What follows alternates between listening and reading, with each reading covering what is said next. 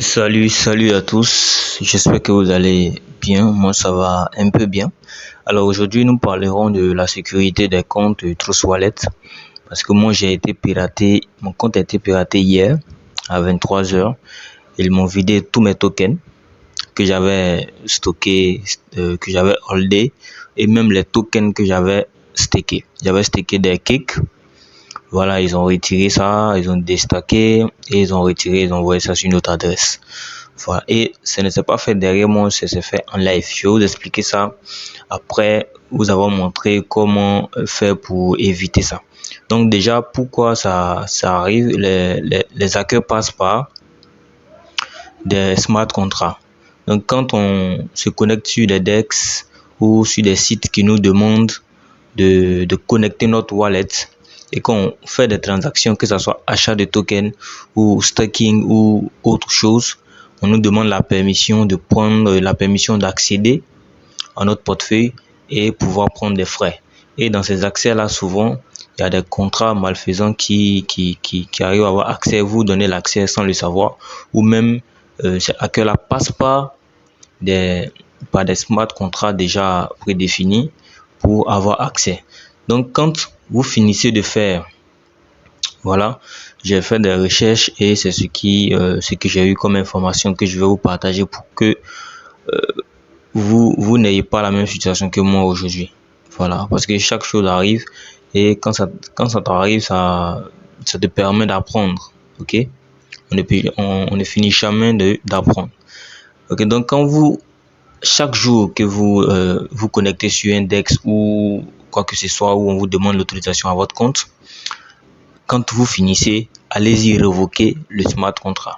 Comment ça se fait? Comment révoquer le smart contract? Parce que c'est par ça qu'ils passent. Ils sont pas obligés d'avoir votre clé privée, vos 12 mots pour avoir accès. Ça aussi, c'est une façon d'avoir accès à votre portefeuille. Mais sans ça aussi, ils peuvent avoir accès à votre portefeuille. Ok? Donc, comment on fait? Je vais vous montrer ça et ensuite, on va discuter. Voilà, de comment tout ce qui s'est passé hier. Je vais vous expliquer tout à la fin de la vidéo. Donc, comment faire? Vous venez sur le BS Scan, l'Explorer BS Scan pour le BNB, pour le Binance Smart Chain.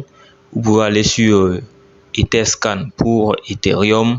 Voilà, sur les différents Explorers des différents blockchains pour évoquer les smart contracts qui sont activés sur votre compte. Donc, quand vous rentrez sur BS Scan, vous venez dans More ici ou plus, vous cliquez sur Token Approve. Ok, bon, quand mon compte a été hacké hier, voilà, j'ai fait des recherches et dans le même temps j'ai révoqué tous les smart contracts. Donc quand je vais me connecter ici, quand vous arrivez sur cette page More Token Approve, vous allez coller ici votre adresse de réception. Donc vous rentrez sur votre compte, votre adresse de réception. Quand une personne souhaite vous envoyer des tokens ou une crypto-monnaie, l'adresse que vous lui renseignez, c'est cette adresse que vous allez utiliser pour coller ici. Donc je vais coller là, je vais faire recherche. Vous allez voir que voilà, sur ma recherche ici, je n'ai pas de contrat connecté sur mon adresse.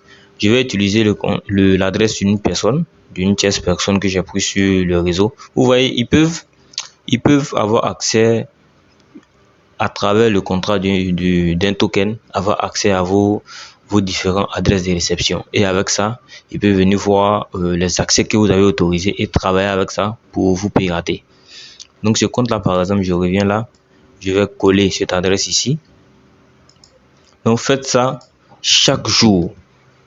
Voilà, à chaque fois que vous vous connectez sur un DEX ou quoi que ce soit, où on vous demande l'autorisation sur votre compte à vous connecter, quand vous finissez, venez révoquer le contrat. Quand vous révoquez le contrat, en fait, ça ne donne plus l'accès au contrat sur votre compte. Et prochainement, vous pourrez aller faire, ça ne cause pas de problème, mais ça vous protège en fait. Donc quand je mets là, vous voyez que cette personne, elle a fait des transactions le 4. Le 4 donc aujourd'hui même à 7 h, il a fait une transaction, il a acheté le token Lucky. Il a acheté et voici le smart contract à révoquer. Ça c'est le smart contract de PancakeSwap qui est généré quand on achète. Quand vous achetez, le smart contract se met en place et tous les données, tout ça, le smart contract traite votre demande et vous renvoie les tokens. C'est lui qui permet, il est un peu l'intermédiaire. D'accord? Donc, il vous demande un accès à votre compte pour effectuer les différentes tâches que vous demandez. C'est un peu un automatisme. Donc, quand vous avez ça, il y a des smart contracts qui sont bons, mais il y en a aussi qui sont des fakes, qui sont pour les arnaqueurs, donc ils vont utiliser pour vous arnaquer. Quand vous finissez d'acheter, par exemple, ce monsieur-là a fini d'acheter, donc qu'est-ce qu'il va faire? Il va venir révoquer le contrat. Pour que ce contrat-là, ce smart contract n'ait plus accès, même s'il n'est pas présent, parce que même s'il n'est pas actif sur son compte, ce smart contract peut effectuer des transactions sur son compte sans souci, sans qu'il soit là. C'est comme si tu déléguais un peu ton portefeuille à une tierce personne pour qu'il gère pour toi. Donc il faut révoquer tous ces contrats-là. Quand vous finissez de coller votre adresse ici, vous recherchez et ensuite vous venez vous connecter votre wallet.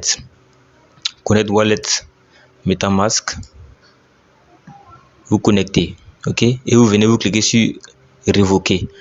Comme ce n'est pas mon adresse ici, voilà, tu ne peux utiliser l'adresse de quelqu'un d'autre et venir révoquer à sa place. Si la personne veut faire, c'est lui-même qui le fera avec son propre compte, ok.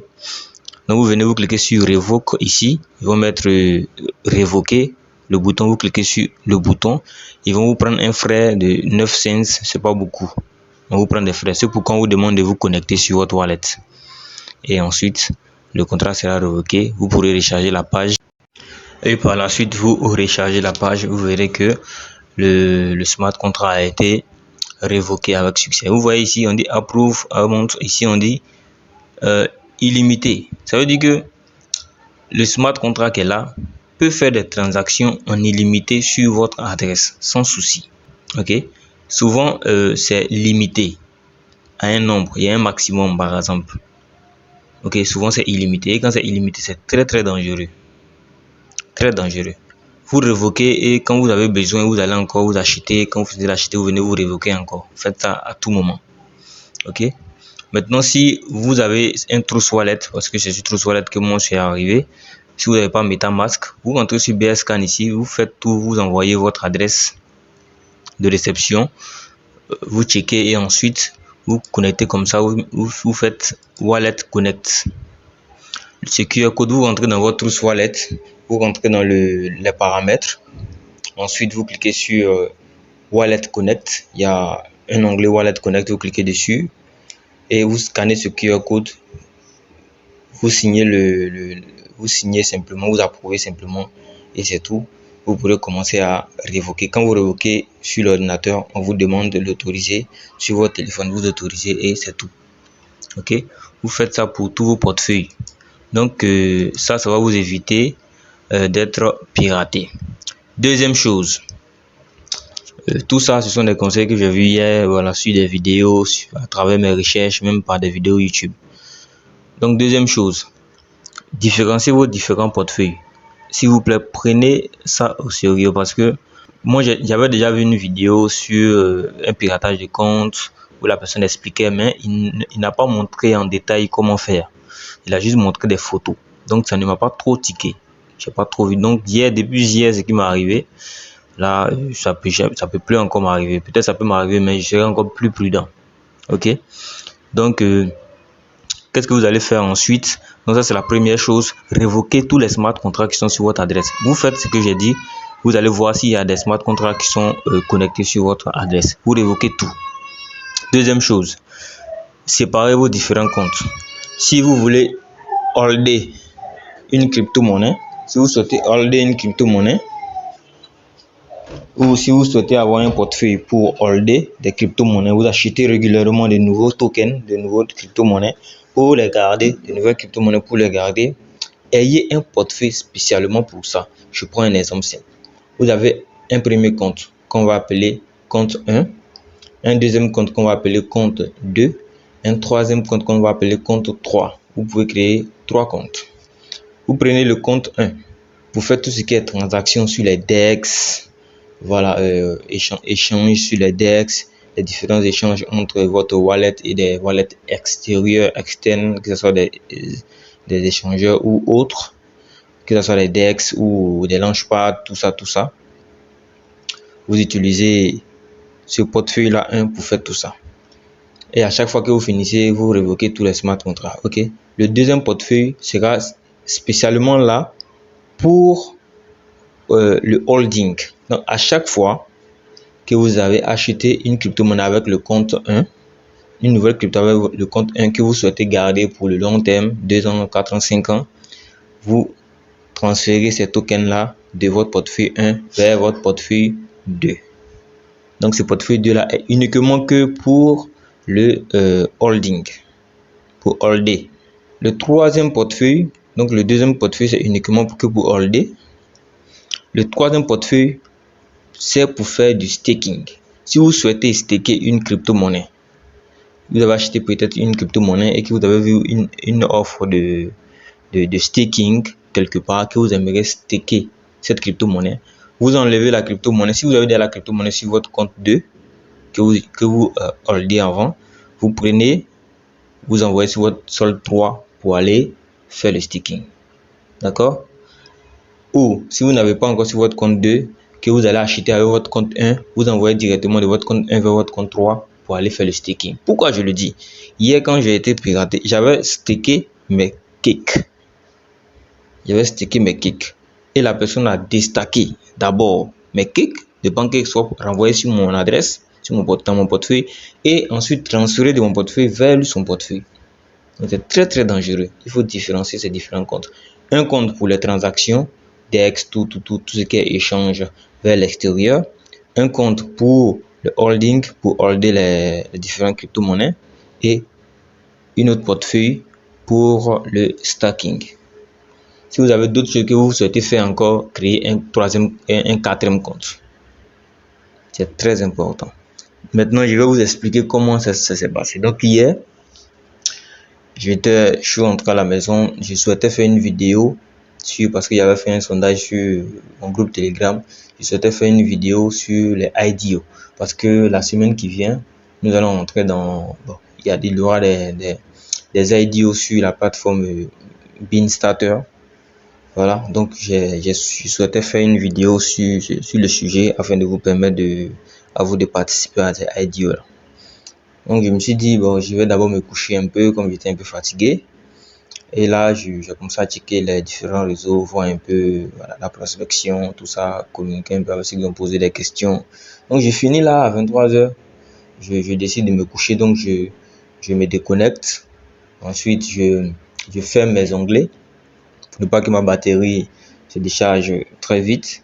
Et je fais descendre l'onglet, je vais supprimer les notifications. Je vois transfert de 0,2 BNB, ça fait $100. J'avais $100 sur mon compte BNB. Je vois un transfert, mais je ne comprends pas, je n'ai pas fait le transfert, je n'ai pas demandé le transfert.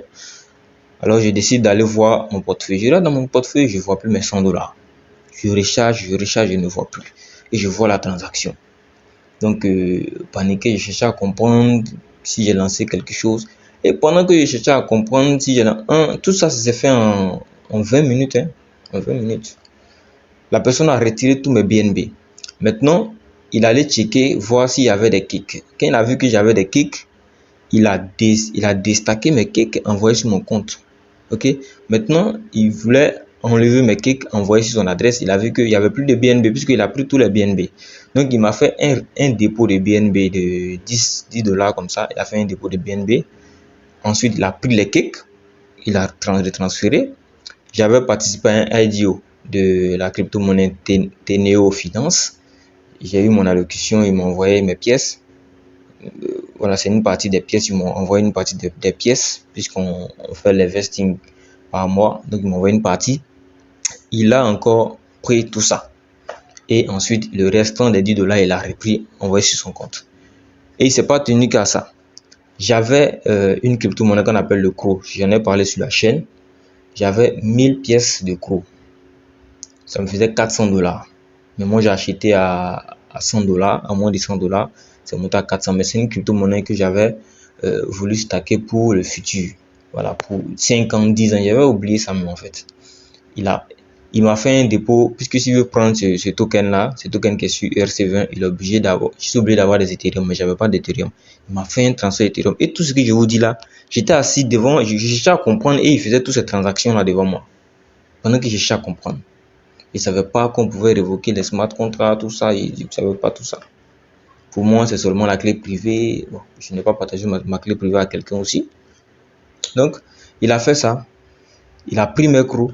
Ensuite, il y avait des tokens qu'on appelle le UFO de gaming et du gaming, l'incubateur de gaming. Il y avait 20 millions de pièces. Ça me faisait presque $200. Mais j'ai acheté ça à $4 et c'est monté à $200. Mais c'est des choses que j'ai voulu garder pour l'avenir.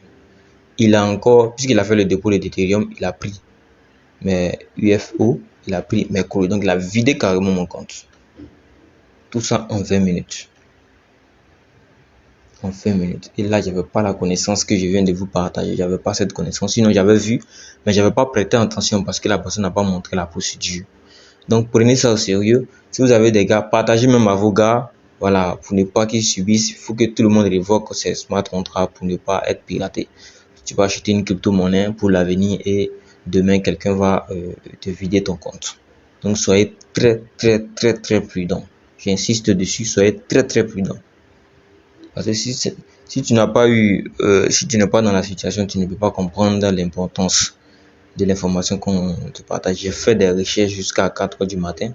Et voilà, c'est ce que j'ai eu comme information. Et je ne connaissais pas, je ne savais pas que ça existait. Je ne savais pas qu'on était lié à des smart contracts, qu'on devait révoquer. Je n'avais pas cette connaissance. Tout ce que moi je savais, il ne faut pas partager sa clé privée à n'importe qui. Il ne faut pas laisser son téléphone à la portée de tous. Il faut supprimer les historiques dans le DApp. Tous ces genres de choses. C'est ces informations que moi j'avais. J'ai même fait une vidéo sur la sécurité de Trust Wallet. Et je dis voilà, de mettre un code sur son wallet, tout ça, voilà. Et pendant ce temps, les gens peuvent passer par les smart contracts. Sachez que de la même façon que nous nous battons aujourd'hui pour gagner des cryptos, pour en acheter, pour en parler, pour gagner de l'argent, c'est de cette même façon que des gens sont assis chez eux et des informaticiens, parce que c'est des programmeurs qui font ça. Ils comprennent les lignes de code, ils comprennent tout ce que ça se dit. Sachez que tout ce qui se passe sur la blockchain, c'est des écrits. C'est des personnes qui ont fait des contrats, qui ont écrit. Tout est écrit. À la fin des commandes, et ils comprennent ça. Et lui s'assoit toute la journée. Quand il a pris mes BNB, après, quand j'ai commencé à faire des recherches, puisque j'ai la transaction, je peux voir la transaction. Attendez, si on va... je vais voir si on peut voir ça ensemble ici. Voilà. Voici mon compte. Vous voyez, j'ai révoqué les différents contrats ici. J'ai révoqué tout ça. J'ai tout révoqué. Tout ça, j'ai révoqué. Vous voyez un peu. Tout ça, j'ai révoqué. Vous voyez. Les adresses même que je ne connais pas. Des contrats que je ne connais pas. Vous voyez. Ça, c'est BNB. Voilà. Tout ça, ce sont des contrats que je ne connais pas. Ce sont des contrats que je n'étais pas actif dessus. Voilà. C'est un contrat. Vous voyez. C'est un contrat. Et AnySwap. Je n'ai pas utilisé AnySwap. À ma connaissance, je n'ai jamais utilisé AnySwap. Vous voyez, la personne a sa ligne de code, tout ça. Et voilà, c'est un contrat utilisé par cette personne-là. Ça, c'est un contrat qu'il utilise pour faire voilà, tout ce qu'il veut faire avec. Donc, j'étais connecté dessus sans le savoir. Donc, je vais vous montrer mes cakes qu'il a pris. Voilà. Il m'a pris, je vais afficher ici les transactions. Voilà, il a pris des BNB. Vous voyez, il a pris mes BNB. Il a pris tout ça, c'était hier. À 19h, vous voyez, à 19h. Vous voyez, il a pris des BNB. Tout ça, il a pris des BNB. Transfert, withdraw, il a retiré tous mes kicks. Vous voyez, mes BNB, mes kicks, voilà, on convertit ça en BNB. Il a fait des transactions sur mon compte. Attendez, c'est à partir de... Voilà, à partir de 21h ici. C'est à partir d'ici qu'il a commencé. Il a commencé à faire des transactions sur mon compte. faire tout ce qui est transaction. Et sur le réseau Ethereum, pareil. On peut voir ensemble le réseau Ethereum ici. Il y a Etherscan. Vous allez voir qu'il a pris mes tokens dont j'ai parlé en début de vidéo. Je vais copier. Tout ça, ce sont des lignes de code, ce sont des choses les gens arrivent à voir. Voilà, tout ça. Ce sont des informations, les gens arrivent à voir ça. Je vais revenir, je vais copier mon adresse. Voilà, mon adresse de réception, je copie. Je viens sur... En fait, tout est lié. Puisque l'adresse d'Ethereum aussi est la même adresse que celui du BNB. Donc on patiente juste, je vais coller ici.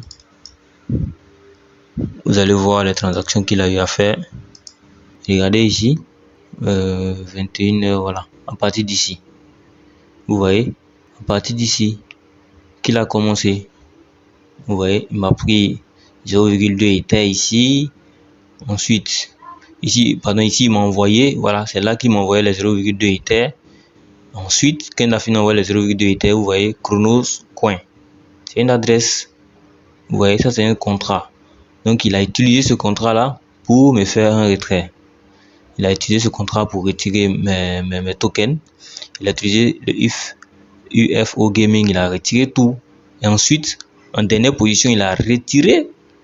Vous voyez, il a retiré ici les Ethereum qu'il avait déposés. Voilà, il a tout retiré en fait. À travers ces différents smart contrats. Il a tout retiré. Donc, soyez vraiment vigilants et protégez-vous de tous ces attaques-là. Donc, sur ce, moi je dis à très bientôt. Je ne vais pas prendre tout votre temps et soyez prudents. Partagez la vidéo à tous ceux que vous connaissez qui sont dans le monde de la crypto-monnaie. On ne finit jamais d'apprendre. Ok? Donc, partagez autour de vous et on se dit à très bientôt pour une nouvelle vidéo. Ciao.